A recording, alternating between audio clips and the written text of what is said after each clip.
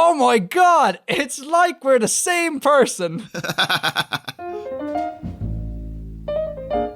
Yes, indeed. You are listening to the Artifexian podcast. My name is Edgar. People on the internet call me Artifexian, and I am joined by my homie-in-chief, Bill McGrath. Hey, everyone. And today, we're going to be talking about world building. But first, Bill, Artifexian podcast, episode 1. How are you feeling? Yeah, I'm feeling good. I'm feeling excited. I'm really looking forward to doing this. Me too. I'm nervous as hell, but it should be fun. So, how about we tell the listeners what this is all about, why we're doing this? Yeah, okay. Do you want to go ahead and explain? Right, so this is the Artifexian podcast. It is the podcast that is going to go along with the Artifexian YouTube channel. And the reason why I wanted to set this up was to have a platform where I could speak a little bit more in depth about the topics I cover on the YouTube videos. Because I try and limit myself to about 5-6 minutes on the videos. Podcasts obviously run on a lot longer. And I decided to have you, Bill, on board because you are a good friend of mine and also a very good world builder. And I feel like this could be a very interesting adventure for us. Ah, cheers, buddy. So, yeah, what do you think about the podcast? What are your hopes and aspirations for it? I guess chiefly I'm just looking forward to having the opportunity to, regularly talk with you about these issues and, get my own thoughts more in order and to get a better insight to your perspective on world building. And hobefully, if it gets good feedback from the listeners, then, to get their insights and spread the word and spread the hobby. Exactly, yeah. And I think that's one thing I do want to try and encourage with people is that this podcast is, like, it's obviously me and you speaking about world building, but we do really want to encourage people to write into the show and join in the discussion and get debating with us about world building issues and general fiction, really. And how can that be achieved? You can email the show at edgar@artifexian.com, and I'll put that in the show notes. Despite the name of that email, that is actually the official email for the show, and both myself and Bill will have access to it and will read any and all comments that come in. Great. So email, anything else? You can head over to the Artifexian subreddit, which will probably be Artifexian. It has not been set up as of yet. We're just in the sort of recording phases.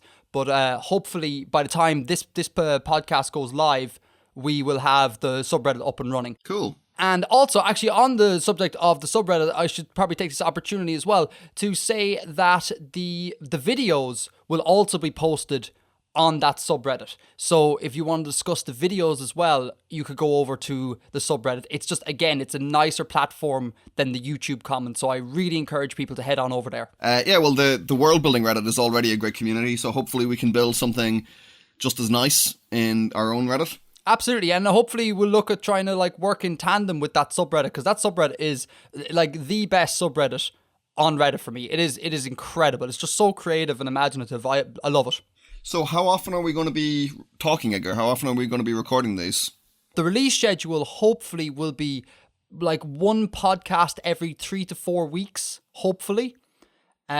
Purely because I would love to release more, but I also do need to do the videos, and Bill, you're a busy man, I'm a busy man, and I think 3 to 4 weeks is possibly the fastest we can churn these things out. Okay, and I guess this is probably the right place to point out as well that for the first few podcasts at least, we're not going to be live.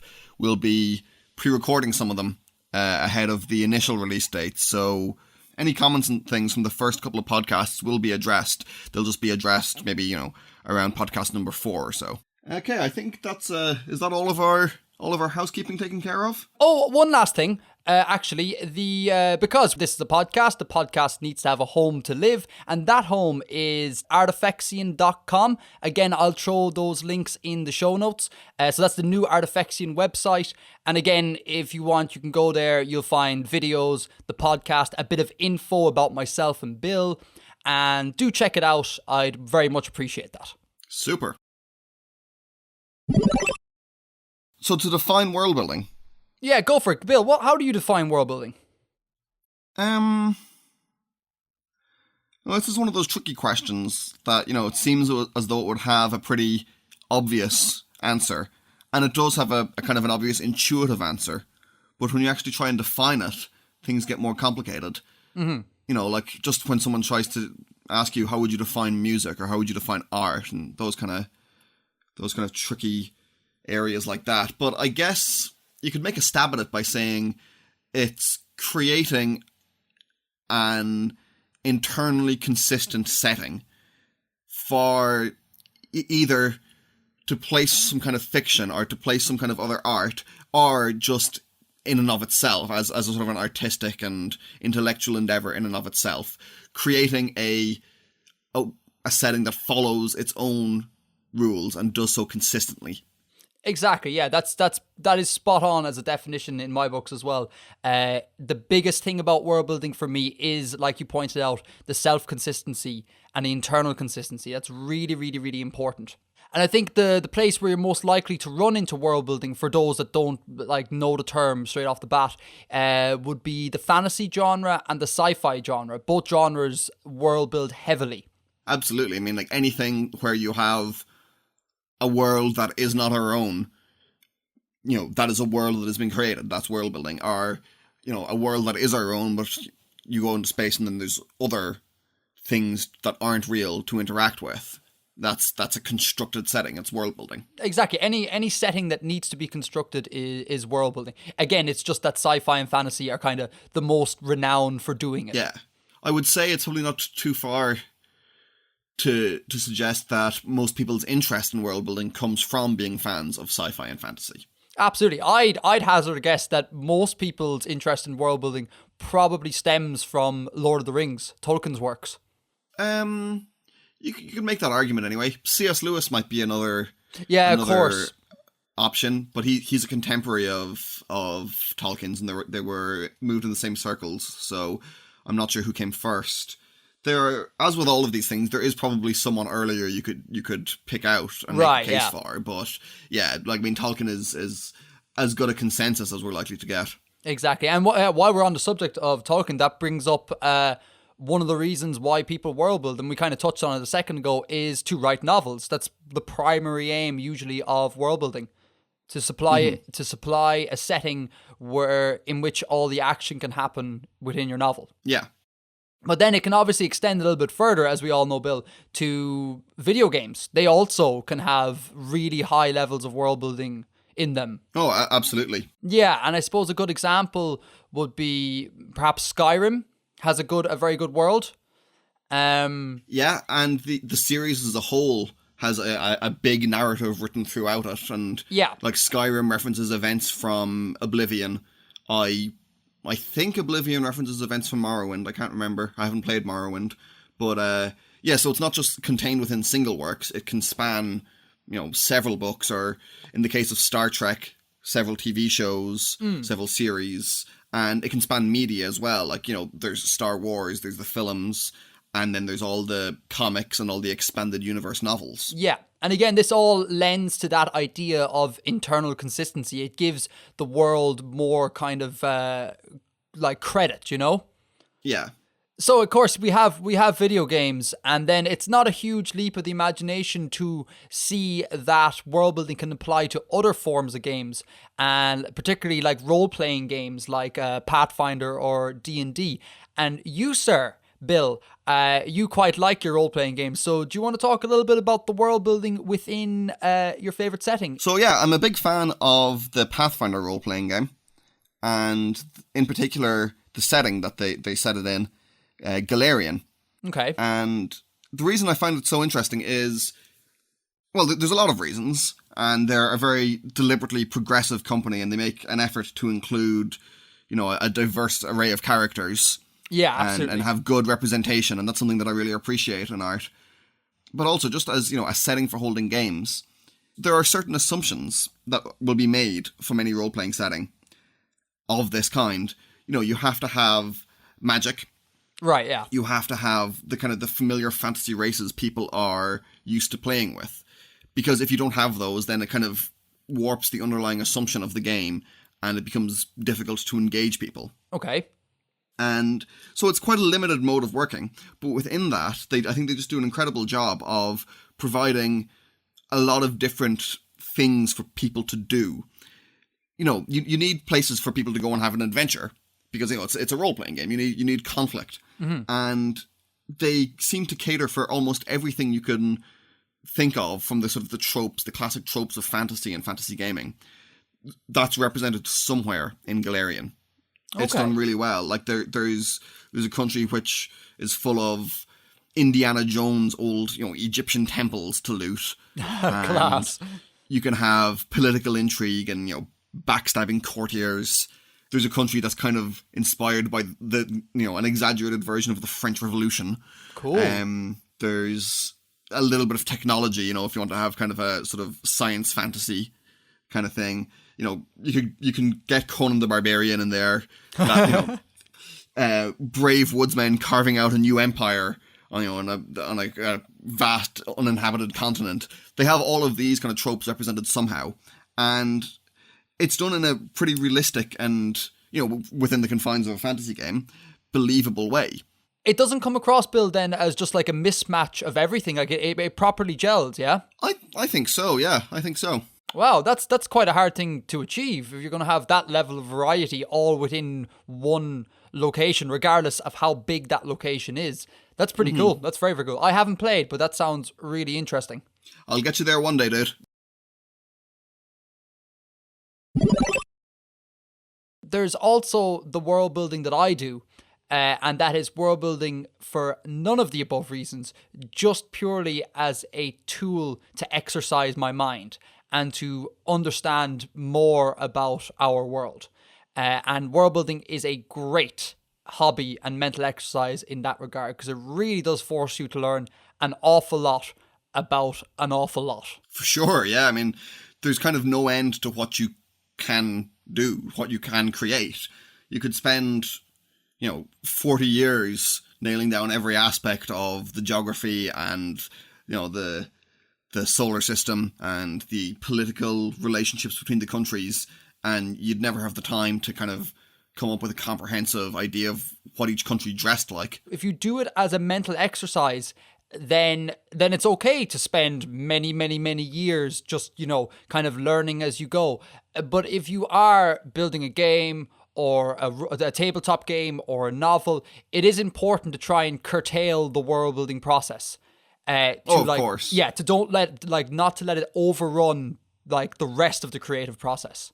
That's true, and you do see this in games anyway, where someone will come up with this great setting and run games in it, and they're more interested in their players learning about the world they've created than actually playing the game and having fun. Exactly, yeah. So there is a balance to be achieved if one is doing world building outside of the educational realm, so to speak. Mm-hmm. I think it was Brandon Sanderson who, I think he said that he limits his world building in his novels whenever he goes to write a new novel to about 3 to 4 months. Really? So maybe that will help people kind of get a feel for how long one should actually spend on a setting that is going to be used for a novel and things like that. Although, I mean, he's a difficult person to take cues from because he is so breathtakingly prolific.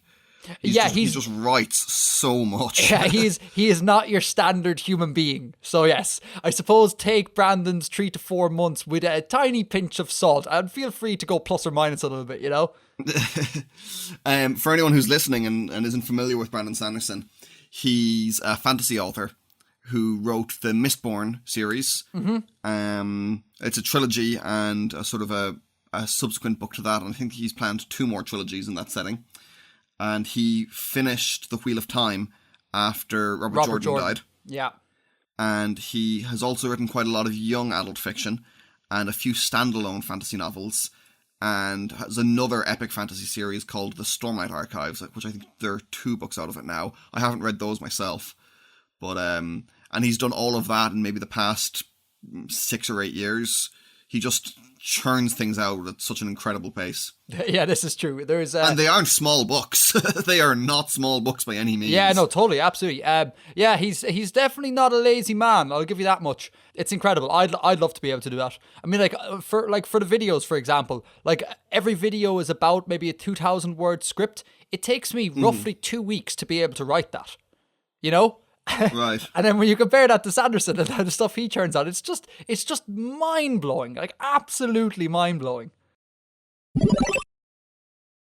The process of world building changes from person to person. It's not always the same process. But that said, there is kind of like two overarching main processes that world builders go through to construct their fictional settings, and they are bottom up and top down. Now, that might be quite confusing for people who are new to this world building thing, but what that basically means is bottom up implies that you start constructing your world in the very small scale and work up to the big scale. So you could start by constructing, a small town from which your protagonist will come. And then once you have that, you work up and maybe to a continent and then to a planet. And then you can keep going up and up and up. Top down is the same thing in reverse. If you start on the very big scale, like say galaxies or solar systems, and then as you build, you work your way down to the very small stuff. Each method kind of has its own pros and cons. I am firmly in the top-down camp. That is me, because I have a thing for space, so obviously starting at the top is great for me. Bill, what are your thoughts on this? Do you have a preferred method, or how do you go about your world building? So I get a lot of ideas about cultures and, creating societies and creating things that are like different to what we have societally. But I always want them to make sense and to, arise believably. So I like to have a believable geography. So I'm kind of coming at it from both angles, which might be a bit of a problem sometimes, that I find it difficult to focus on one specific thing. Right, yeah. I would say I come top down from the point of view of making the planet. That's my main con world. So your geofiction is kind of top down. My geofiction is kind of top down. Yeah, that's a good way to phrase it. I want that to be believable. I want that to be consistent. Yeah. So, I'll come up with where all of the things are, like all of the natural features are, and then I will allow that to suggest to me where I can place these cultures that I have imagined. Right. Okay. Yeah. So you do come from both sides, but with an emphasis on top down. It sounds like. Is that right? It depends on what I'm working on any given day. Yeah, I suppose. But I think it is a good idea for us to advocate to world builders to be conscious of the method that you are using, because when you're building, every step of your build has ramifications for a later step. If you're just kind of like going around randomly building bits and bobs, like, oh, I'll do a culture here and then I'll design a star system there and then I'll make a language for this place, it can get very confusing very fast. So you do need to be kind of strict about things to gain that level of internal consistency we keep speaking about. Yeah, it'll get messy very quickly if you do things that way. Absolutely. And that's why I do top down, because for me anyways, I find it easier to control the variables when I start from the large scale. So if I've constructed a galaxy, like that already has me on a good footing for the rest, because it's very easy then to trickle down, for me anyways. There's maybe a slightly different way of looking at it, which isn't so much focused on bottom up or top down, but is about playing to your strengths. Yes, this is very good. Elaborate, Bill. So if we look at any of the examples we've given earlier, or any of the kind of the great novelists in fantasy, they all have something that is their thing that in their world building. Right. So in Tolkien's example, just because he's the most famous and easiest one to identify, his thing was languages. Of course, his career was as a linguist, and he created these languages before he wrote the stories, as far as I understand. And Middle-earth came as a way of fitting these languages he had created into some kind of cultural context. Of course, yeah. And of course, there are other things there as well, that it was meant to be a sort of an Anglo-Saxon mythology, a national mythology for England, the way that there are Norse and Germanic mythologies. Mm-hmm. But even that is kind of based on the sort of Anglo-Saxon element in the languages he created. Yeah. So you've got to know what to focus on. Stephen Erickson, who's another great fantasy author, his thing is kind of creating cultures and creating histories of cultures and anthropologies that work together. Exactly. So you really have to focus on your strengths. And I think it's worth pointing out that these strengths or these particular areas that you are proficient in can be as obscure as possible, and they will still work. You can still hang your world building process on these areas of expertise you have. Oh, absolutely. Absolutely. Yeah, so you don't have to be an astronomer, for example, to be able to construct a good setting, although it does help. You can you can be whatever you want to be, and it can really help make a setting very unique to you. And that's really important, because especially in current climate where fantasy and sci-fi is so big, it's really important for people to try and stand out in the crowd if they're writing novels or designing games. They have to have a real unique slant now, because it's very popular at the moment. And as you say, it can be anything you can think of. If your thing is you like to think about religion, yeah, you could exactly. build a setting entirely based on religions and how the religions interact. And so many things could grow from that. Like, you can go even obscure. Like, if your thing is, I don't know, knitting, right? Bear with me here. You could use you can use knitting as an analogy for a creation myth or something, very easily. And so it really is. I do want to emphasize, you can go as insane as possible with your particular niche, and you can put it into world building. Robert Jordan does have a weaving analogy for his creation. Oh, does he? But I don't think knitting has been done before. There you go. Edgar Grunwald supplying all the best ideas. I'd read it. Hey, that's true. Well, Bill, the way we go, we'd read anything that has some sort of world building. I'm already convinced that knitting is witchcraft. Are you? But do go on. I understand how it works, that you've got the two rows of wool hooped together and how you get the needles to do that. I just can't figure out how they start off. Because if it's hoops all the way down, what does the bottom row hook onto? It's like you are creating something out of nothing. Surely it's like sky hooks, essentially. Like you're just hanging something off the sky. Yeah, exactly. I was like, surely that breaks some sort of fundamental law of nature. You can't just create something out of nothing. So maybe you're knitting as an analogy for creation myth isn't that far-fetched after all. This is true. And here, listen, listeners, if you want to, you can leave some knitting-based creation myths in the comments. Myself and Bill will love to read them. Oh my god, I would absolutely love to read that. So if we think on the very, very large scale of things, like say the likes of Star Trek or Star Wars, okay. This is world building done on the galactic level. Okay, so the scale is vast, and you have to encompass a whole load of different things. But obviously, that isn't all works of fiction. I mean, you can take it smaller to just the solar system scale, one star system, with the likes of say Firefly, and you can continue to work your way down. Like, you can get extremely small, and this all plays a very important function in how you world build. You need to world build to the scale, if you get me. Yeah, that makes sense. Yeah, and you can have a planetary scale, again, to bring up Lord of the Rings. Lord of the Rings essentially occurs on just one planet. Obviously, there is no space travel. There's no alternate reality or anything. It's just a one planet location. Same as A Song of Ice and Fire. Same as The Last Airbender. We can go smaller again. You can go to the scale of just a continent.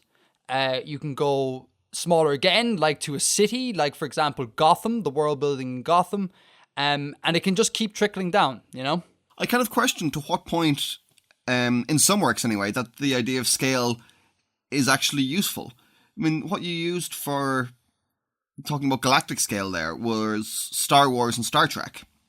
Okay. You could very easily tell the same stories and create more or less the same world by replacing space travel with sea travel. And instead of having it be about, an evil empire over the whole galaxy, it could be an evil empire that rules the seas. Yeah, and of course. Instead of being, a different in Star Trek, a different race or different planet of hats in every episode. It could just be a different island each episode. Yeah, absolutely. And this is why, again, I said I like to think about scale in the works of fiction I consume. I like to think about the merits of that scale. And that's explicitly what I was talking about. Oh, I get you. Okay. And also, what's an interesting thought exercise is to work the other way around, I think. Like, it's very easy to take large scale and be able to shrink it down and still say that the small scale mimics what's going on the large scale. But what can be very interesting is to think about small scale worlds, say like one planet worlds, and imagine, can they be blown up into vast, like, intergalactic scales? And I think that's very, very an interesting thought to think about. Treasure Planet by Disney. Treasure Planet. Instead of Treasure Island, it's Treasure Planet. So they've scaled it up from being about, going to the West Indies to going into space. Yeah, exactly. Brilliant. You see, if anyone wants to blow up small scale world building into large galactic scale, that's another thing me and Bill would love to read. So as well there, you picked out talking about like continents or land masses as a scale, and then even smaller cities. Yeah. Now these, I suppose you've mentioned, Gotham and that kind of thing as a city scale. I think these are probably a lot rarer, broadly speaking, than the other ones. Than having a grand space opera or having a fantasy planet. Absolutely, yeah. But there are some very interesting things to consider here, and things that go a little bit outside what we'd normally think of as world building, I suspect. Oh, right. Okay, go for it. Well, the two things that initially come to mind: The Lost World by Arthur Conan Doyle. So that's not the Jurassic Park sequel. Yes. It's a Victorian adventure novel, or Edwardian adventure novel by the same guy who invented Sherlock Holmes. Yeah, of course. And it's the premise is some explorer finds an isolated plateau deep in the Amazon jungle where there are still dinosaurs. Yeah. And this band of adventurers from London go off and they find the dinosaurs and, savage ape men, and have all sorts of wonderfully, turn of the century adventures. And I mean, that's the same kind of thing as we're talking about in creating a fantasy planet with different constraints, because it has to be, it has to be somewhere believable on Earth. It couldn't be in, the middle of Wales or something, because everyone would have noticed it. This is true. But it is creating a setting in its own right that just happens to be placed within the familiar, which is an interesting challenge. And then you've got another thing from roughly the same era, I think, early 20th century, the genre of Ruritanian romance. Yes. Which the original one, as far as I know, is The Prisoner of Zenda by, is it Anthony Hope? I think I can see the book from here. Hold on. Okay. Yeah. Well, Hope anyway. I think it's Anthony Hope. Bill just checking his personal library there. I'm just sitting right across from my bookshelf. It's set in a little country called Ruritania, which is given a precise location. I think it's 60 miles east of Dresden. Okay, fair enough. So you see this a lot in modern media when you want to talk about world events and contemporary issues without using real world locations, which can obviously be very controversial. Yeah. Like in The West Wing, I can't remember the name of the country, but they have this fictional rogue state in the Middle East that causes crises and is involved in terrorism and stuff. Obviously, they don't want to use real-world locations for fear of offending them and, causing a diplomatic incident, which, is perfectly reasonable and makes sense. Yeah, of course. So they just create this sort of fictional Middle Eastern one to act as an example of the kind of issue that they're discussing. So, and then to maybe take another arguably even smaller scale after, land masses and lost worlds and individual countries and cities, you've got things that don't really change any of the surface details of our world and run alongside it. I'm thinking of something like Harry Potter. Does that make sense? Yeah, absolutely. Would you count Harry Potter as being the kind of thing we're talking about? Yeah, absolutely. I mean, like, Harry Potter is a constructed setting. I call these like internal worlds. I'm not sure if that is the correct definition for them, but that's mine anyways. Narnia would be another example of an internal world, a world that runs alongside ours. And you also... Well, Narnia is an alternate universe. Right, yeah, no, I'm kind of grouping the lot of them together Do you know what I mean? Okay. Like alt universe, parallel universe, like internal universe. They're all kind of like basically what I'm doing is trying to define those types of works whereby characters start in Earth and then through some means move away into a separate existence. Okay, I get you. Now that I say it out loud, I reckon the term internal world is probably not the best. So I might need to think about how to define that correctly. Okay, but it's something we can grasp what you're talking about. It's a pretty intuitive concept. Yeah, exactly. And Wizard of Oz is another example, I suppose. And yeah, that is an entire genre in and of itself, kind of, you know? Yeah, definitely. And it's something that occurs most frequently, I guess, in children's fiction, because it's that whole idea of there being something else, something magical that could happen to you. Yeah, it really does inspire awe, you know? Yeah. Like even now, reading or watching the Chronicles of Narnia, you still kind of go, I could just walk through a wardrobe and then all this amazing stuff happens. And even though I'm not a kid, I'm still like, yes, I want that to happen. Or get sucked into a painting, or fall down a hill. Yeah, exactly. It's really cool. It's a very, very nice mechanism to inspire that awe. I really like it. It gives a setting a familiarity whilst giving it also the exotic, you know? Yeah. Yeah, which I think is really neat because, you know, the contrast makes it there. Something else has just occurred to me, and I don't think this is one that we've really touched on. Oh, cool. Go for it. There's a genre of fiction known as Bangsian fantasy. Is this a familiar term to you? It is not. What is this? So Bangsian fantasy is fiction that takes place in the afterlife. Oh, wow. Yeah, I know nothing of this. Characters that have died, and then what happens to them. You know, like that they have gone on to purgatory or whatever kind of thing you want to suggest. Sorry, Bill, just interrupt because I'm struggling to come up with an example. What are some examples of this? You know, I can't remember any that I've read myself, but I've come across references to it. There's one series which is a sort of an extreme example called the Riverworld series. I just remember reading like a Wikipedia article about it, and it's every human that died between something like 10,000 BC and 1960 have all been simultaneously reborn on this vast planet. And it follows the interactions of like actual people from history on this world. So, you know, Amelia Earhart like is hanging out with Stalin or something. Oh wow. And Julius Caesar. There are other ones which are kind of things taking place, you know, as I said, like while characters waiting for judgment, or that judgment doesn't happen, which is like there's some kind of other world in which they have memories of their life on Earth. Okay. Yeah, it's not something I've read, as I've said, but it's a very interesting concept. And I also, because remember when I was reading the article about it, there's at least one example of a reverse Bangsian fantasy, which is people in another, like in this setting, where when they die, our world is their afterlife. Oh, now that is cool.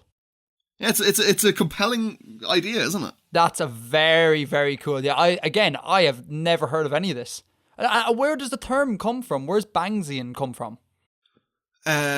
Somebody Bang or Somebody Bangs wrote. Oh, okay. You don't know a famous novel.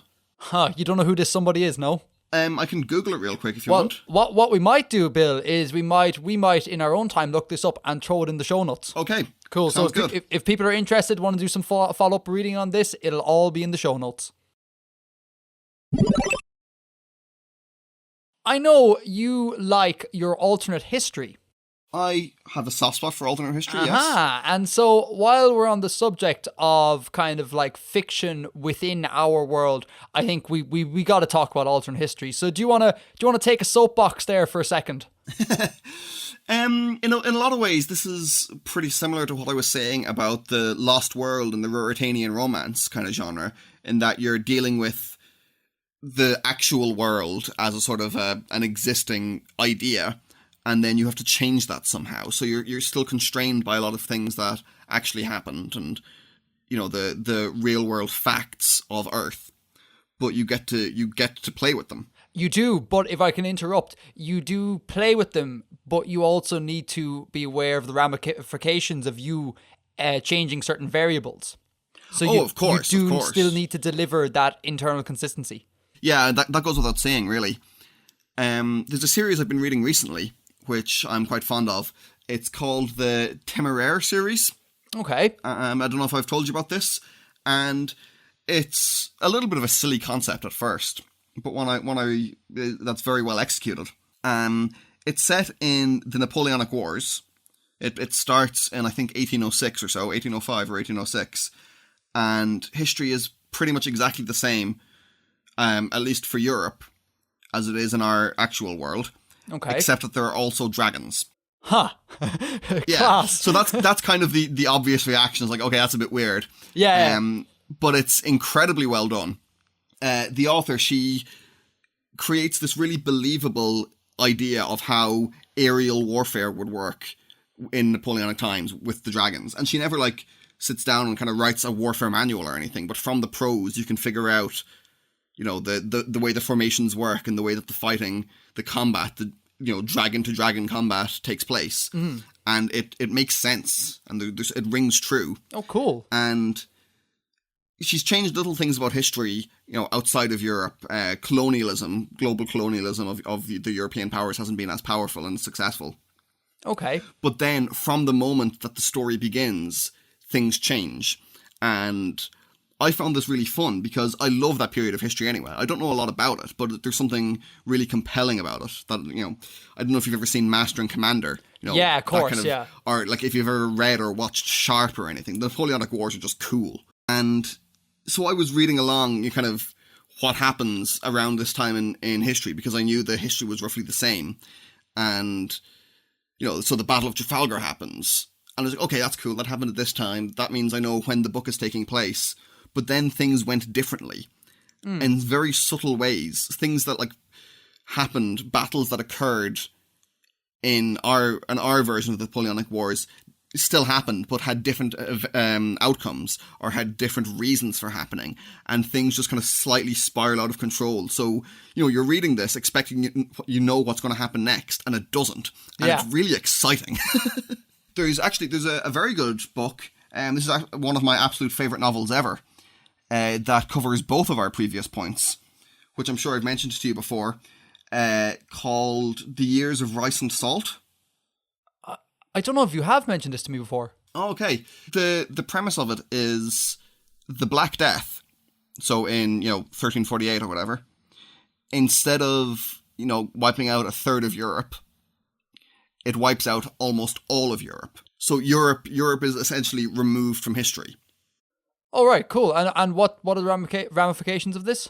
So instead, the world becomes dominated by Chinese and Islamic cultural ideas. Oh yeah, and you can Western see how ones. this would likely happen if that was the case. Yeah, and it's really beautifully written. And it takes a lot of inspiration from existing literature. Like the first section, I think, is based on some Chinese epic, because it has it's interspersed with poetry, which doesn't really have much to do with the plot at points. It's just a description of something beautiful happening in the background, and then it goes back to the characters interacting. Okay. But what makes it sort of like a Bangsian fantasy is that it's told over the span of, I think, about 800 years, and it's the same maybe 5, 6, or 7 characters throughout each of their reincarnations. Oh, wow. Okay. So the 5 of them interact in whatever way in the first section of the book, and then they die and they interact in the afterlife, and then they're all reincarnated and have interactions again. Obviously they don't remember that they met before, but this keeps happening over and over, and then each time in the afterlife they get all of their memories back, and they're trying to alter the course of their dharma and do things differently the next time around, so they can progress. That's incredible. What's the name of this book again? The Years of Rice and Salt. It's stunningly beautiful. It's an incredible read. Who's the author? A guy called Kim Stanley Robinson, who also wrote one of my favorite science fiction series, the Mars trilogy. Yeah, of course, yeah. Which also, by the way, the Mars trilogy is a great book. You talked to me at length about the world building in that book, and it's mind blowing. Also, that's kind of literal world building because, it's about terraforming Mars. yeah, it's quite literally building a world, yeah. But that book looks great. I'll throw that book, the link to that book in the show notes because that looks like it's going to be a good read. I'd highly recommend it to anyone, yeah. On Master and Commander, we talked before in real life about a nice little thing you noticed in Master and Commander, which I suppose would be nice if you could talk about. Oh, is this the Galapagos thing? This is the Galapagos thing. Do you want to go for that? Sure. So, I've already spoken about how alt history could be considered, world building, or in what way it requires world building. And I mentioned historical fiction alongside that. And I think at times there's a case to be made that when certain things you do in historical fiction count as world building as well. And obviously you've got the same challenges of writing any kind of story or any kind of plot in literature. But in writing historical fiction, you've got this existing element to deal with of real world history that you can't change to any great degree. Yeah. So it's quite fun to see what you can do. And I think writers often put in little, not jokes, but little suggestions towards other things. And in this film, Master and Commander at the Far Side of the World, with Russell Crowe, it's about 10 years old. They, at one point in the film, they passed through the Galapagos Islands. Now, as I said, this is a Napoleonic era film, so it's the early 1800s. Yeah. And they passed through the Galapagos Islands, and Russell Crowe's kind of best friend and sidekick, Stephen Maturin, the character is called, is a naturalist. And so they go onto the islands and they're looking around, and this character, Maturin, is examining all the animals there. Yeah. And he's making observations and taking notes and taking drawings, and he captures some specimens. And anyway, the plot comes back. They abandon all that in a hurry, and they leave the islands and go back to fighting the French. And this is really sad. He was a committed naturalist, and he has to give up all of these wonderful things he's discovered. And there's the suggestion there that had he stayed and had he been able to take these specimens with him and been able to do a proper inquiry, he would have discovered or made the connections that another expedition to the Galapagos about 30 years later did make. Yeah. And that's, of course, the Charles Darwin expedition there on HMS Beagle, which is often seen as being responsible for him advancing the theory of natural selection. Yeah. Which I think was, when you told me about that, I did not make this connection. When you told me about that, it was very, very intriguing. But it's a wonderful little connection, and especially for someone like me who is a real science nut, it's just a wonderful thing to think. It could have happened. It could have happened earlier and things like that. It's really, really cool, and it's completely. And it's really sad. It is really breaks sad, my heart every time I watch that bit. And it's cool as well that it's not part of the plot. Nothing about that film is to do with Darwinism. It's just a small little thing, like you say, they stuck in there for the eagle-eyed viewer to be able to pick out and feel sad about later. So while we're talking so much about alternate stuff and using the word alt, I suppose we should talk about alt physics. What do you mean by that? Yeah, so obviously physics being physics, and alternate being just a different form of physics. And I think the most famous example of this would probably be Terry Pratchett's Discworld. Okay, right. Yeah, so the way his world works obviously isn't based on the same physical parameters that our world is based on. The speed of light is not c. It's, it's the way it is observed in real life. Light creeps over the horizon and all this sort of thing. And obviously, the world being flat has a whole load of different physical parameters to it like that. And it can be very intriguing to deal with alt physics. Very dangerous, I think, and very hard to do. But I think Terry Pratchett achieves it really well. a lot, like largely down to the fact that his work is satire. Yes, that's exactly what I was about to say. Yeah, he has a greater sort of scope to play with things because of the satire. Yeah. But it is a very interesting concept. And I think, do you have an example of alternate gravity? Yeah, I was talking to you before about a book called, I think it's On by Adam Roberts. As far as I remember, he's a British science fiction writer. Okay. And On is set in, well, the setting begins on this little village, which is built on a cliff. And the cliff is vast and stretches like as far as the eye can see, both above and below and left and right. It's just this huge, not uniformly smooth, like it's quite ripply, but it's just built onto the surface of this cliff, like the sheer face, and into caves and such. And it's been a while since I've read the novel, but basically what you find out about half or 2/3 of the way through the book is that this is actually set on Earth. Right. At where hundreds of years or thousands of years after the disaster, where someone messing around with gravity caused gravity to go wrong on Earth, so things went sideways, like they fell along the surface of the planet instead of towards the center of the mass. Right, which is risky to do it, like we stated. Yeah, I mean he doesn't really give much of a straight justification for it. He doesn't give a scientific explanation. It doesn't need that. It's just, it is what it is. It's this is what's happening, and experiments with 0 point energy caused it, and that's all there is to it, and that's all it really needs, in my opinion. Yeah, of course, yeah. Yeah, I just think that's kind of an interesting and a brave thing to do. Just straight up say, it's not working the same way. Things aren't right here, and what would happen? What would be the consequences if everything just fell north forever? And what are the consequences? Can you elaborate on that? Well, obviously there's a huge societal collapse. Right, yeah, of course. Nothing really continues through that. No one has any memory of anything beforehand.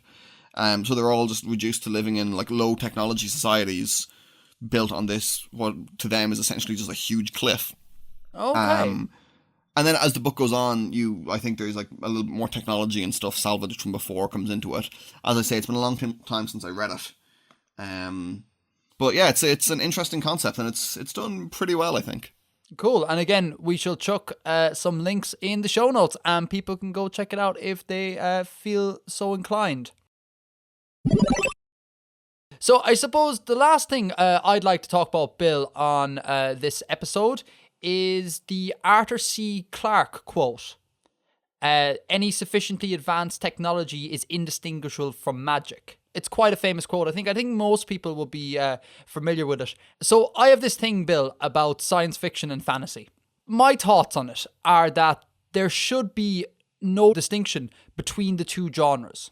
But there is, of course. People are hardcore science fiction heads and hardcore fantasy heads. But for me, they're very much just two sides of the same coin. And very often there are elements of science fiction in fantasy and elements of fantasy in science fiction, but they're just dressed up in a different way, so they don't appear jarring or anything. And I think this quote really highlights it, in that there is no divide between technology and magic, given the correct parameters.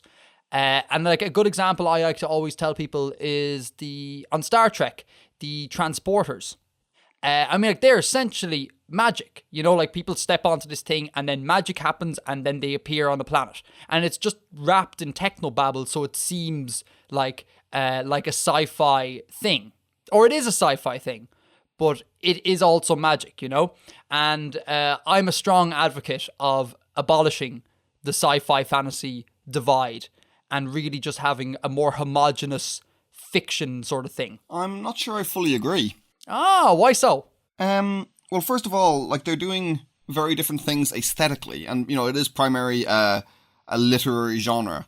So, the different aesthetics are important in understanding what it is that people want to read and understanding that why this distinction is here. Right. Okay. And Second of all, I mean, I understand the meaning behind the Arthur C. Clarke quote. I feel like it kind of does a disservice to a lot of science fiction to say that it's no different to magic. Okay. That's and it does a disservice to fantasy to an extent as well. But that's just saying that, for particularly for hard science fiction, stuff that's been well researched, that there's nothing to it, and that it's just kind of fluff put in there, which is a terrible shame when someone has really thought about the technology that they're describing and the consequences of it, and what they're trying to say with using this technology in this particular way when it's been well researched. And I don't think it's a disservice to have magical elements in science fiction, because it gives a sense of awe to the setting, like even more awe than space, obviously. So I think those magical elements. Well, not all science fiction takes place in space. Yeah, no, of course, yeah. I'm just using space example because I'm thinking along the lines of Star Trek. But if we take for example, Minority Report. Okay. Very much of that with the whole cognitive policing and things like that could be okay. Well, I mean that's from an older era of science fiction where things like ESP were considered to just be scientific advances we were waiting to make. But I think in more modern times, like more kind of punky science fiction, doesn't really have any magical elements at all. The point I do want to make though, that it's not a bad thing for magic to bleed over into science fiction. And it's not a bad thing as well for sci-fi elements to bleed over into fantasy. I mean, you have science fantasy as a genre in which that has happened. And I try and advocate that this sort of magic, even if it's wrapped in technobabble, does lend a sense of awe to a setting. So therefore, I think people should not be so hardcore one side or the other, do you know? Yeah. No, I take your point all right. And it's a question of flavour more than it is a question of anything else. Yes, aesthetic flavour, yes, absolutely. So as well, thinking in the terms of world building and constructing a setting, I think it's important for world builders to be open-minded to all genres, regardless of what genre they want to create in. Be open-minded to all different genres, like science fiction, like fantasy. I think of them as two sides of the one coin, and everything can influence your work.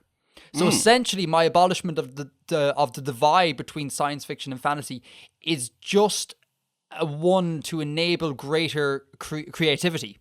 Yeah, no, I'd fully support you on that point.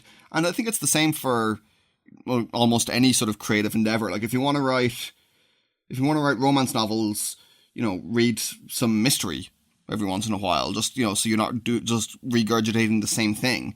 If you want to write airport thrillers, read some magical realism once in a while. You might get something out of the prose. You don't limit yourself to just consuming and creating a single thing. Exactly. This is true, and that again, that's the crux of my argument. I just maybe am not saying it all that coherently. Speaking of internal consistency and coherency, I will say there's a very good essay which is broadly on this topic. I think it would, you'd mostly agree with him, although he's putting it the opposite way to you. Okay. There's a Canadian fantasy author called R. Scott Bakker, whose work I'm quite into. There's a lot of interesting stuff going on it. But the thing that really got me into him was his author's blurb, like the bio at the beginning of his books, says, R. Scott Bakker lives in Ontario. He divides his time between writing fantasy and writing philosophy, and he sometimes forgets which is which. Cool. So what he's written so far is this big fantasy epic that's essentially a kind of an argument about epistemology and about, knowledge and morality. And it's fabulously interesting. Okay. But he's also written, as I said, he writes philosophy professionally. He's an academic philosopher.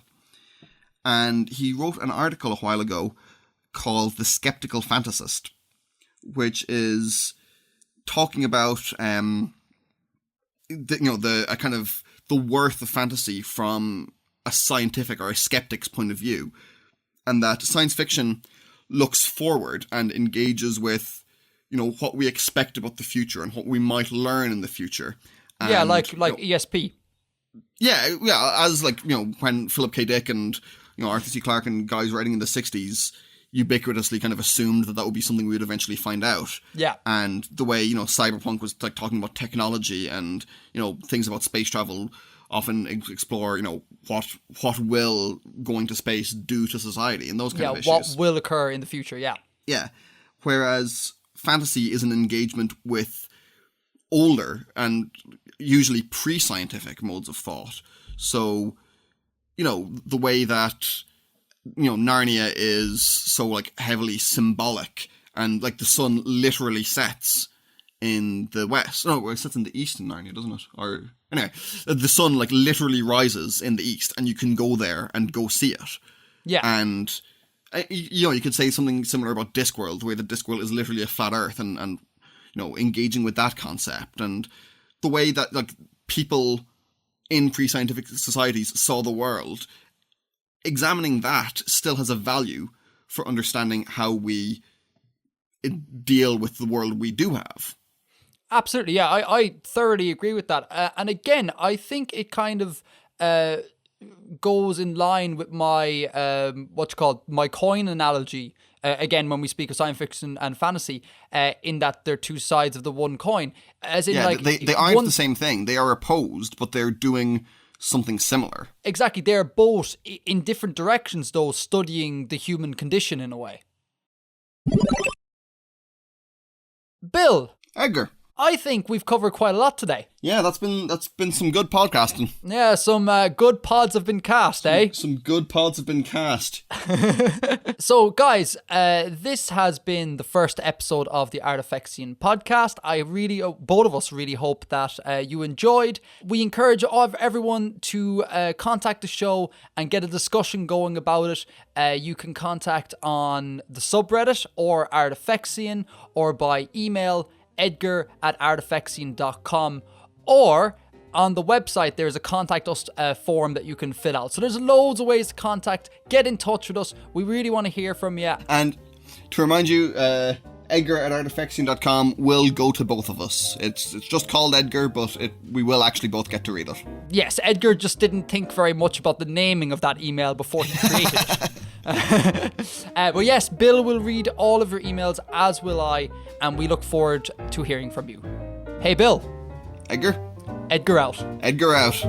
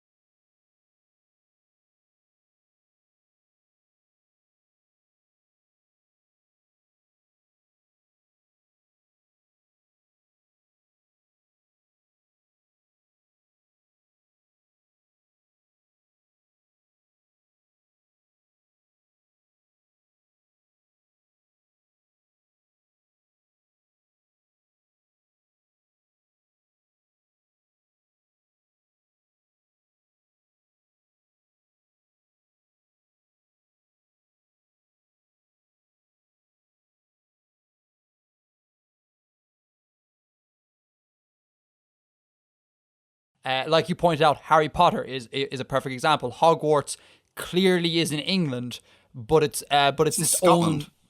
Is it in Scotland? It's in Scotland, yeah. Okay, let me say that again. Hogwarts. I had no idea. I'm really sorry. Oh, Harry has to go all the way up from. Does he live in London, Harry? He lives in Surrey, I think. Where's Surrey? It's like south of London, I think.